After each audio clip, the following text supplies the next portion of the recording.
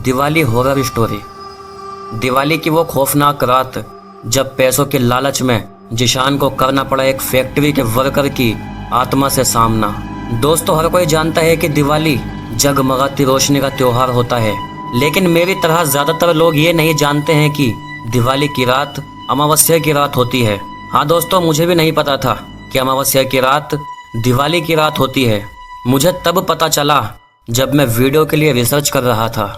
Guys, कहते हैं कि अमावस्या की रात को काली शक्तियां सबसे ज्यादा ताकतवर हो जाती है।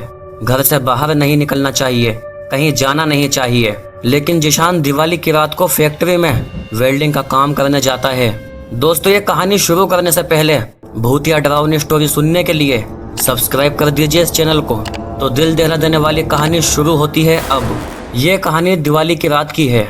जिशान एक मेहनती वेल्डर था जो ज्यादातर समय अपनी वेल्डिंग की दुकान पर काम करता था, लेकिन उस दिन उसे अचानक एक जरूरी काम के लिए बुलवाया गया। एक नई फैक्ट्री टोरंटो सिटी में बन रही थी और वहां कुछ वेल्डिंग का काम तुरंत करना था। जिशान ने काम की वजह से दिवाली की रात को कुर्बान कर दिया और फैक्ट्री में पहुंच गया। उस समय लगभग सारी बत्तियां बंद थी।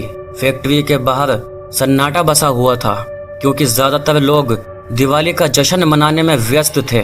जिशान अकेला फैक्ट्री के अंदर अपने टूल्स और मशीनों के साथ काम करने में लगा था। जैसे जैसे रात गहरी होती गई, फैक्ट्री का अजीब और रहस्यमय माहौल और डरावना लगता गया।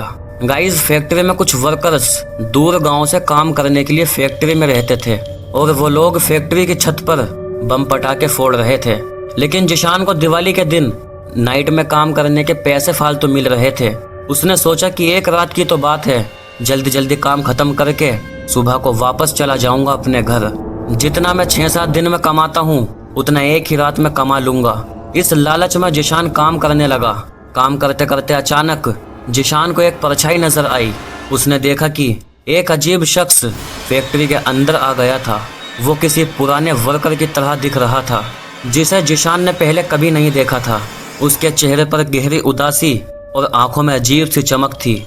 जिशान ने सोचा कि शायद ये कोई वर्कर है जो छुट्टी के दिन काम पर आया है। लेकिन जब उसने उससे बात करने की कोशिश की तो उस आदमी ने एक भी शब्द नहीं कहा, बस खामोशी से जिशान को घूरता रहा। जिशान को कुछ अजीब महसूस हुआ। उसे लगा जैसे वो आदमी इंसान नहीं, कुछ और है, एक छलावा जो किसी पुराने वर्कर की शक्ल में सामने आया था।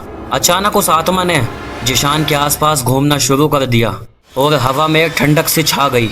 जिशान ने डर के मारे अपनी वेल्डिंग मशीन वहीं छोड़ दी और भागने की कोशिश की, लेकिन वो आत्मा उसके सामने आकर खड़ी हो गई। जिशान की सांसें थम गई।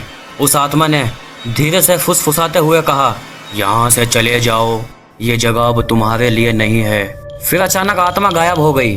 डर से कांपते हुए जिशान ने तुरंत फैक्ट्री से भागने का फैसला किया। जैसे ही जिशान फैक्ट्री से बाहर की ओर भागा, उसने महसूस किया कि उसके पीछे कदमों की आवाज आ रही है, पर पीछे मुड़कर देखने की हिम्मत नहीं हुई। किसी तरह फैक्ट्री से बाहर निकलकर उसने राहत की सांस ली और सोचा कि अब कभी भी वो रात के समय वहां काम करने नहीं आएगा। अगले दिन जब उसने फैक्ट्री के पुराने कर्मचारियों से बात की तो उसे पता चला कि कुछ साल पहले वहां एक वर्कर की एक दुर्घटना में मौत हो गई थी और तब से लोग कहते थे कि उसकी आत्मा अक्सर रात को फैक्ट्री में दिखाई देती है। गाइस, इसीलिए बड़े बुजुर्ग कहते हैं कि रात को फैक्ट्री और कंपनियों में काम नहीं करना चाहिए। उनका ऐसा मानना होता है कि कंपनियों में आत्माएं होती है। गाइस, आपको क्या लगता है, कौन थी वो आत्मा और उसने जिशान से क्यों कहा, यहाँ से चले जाओ, ये जगह तुम्हारे लिए नहीं है?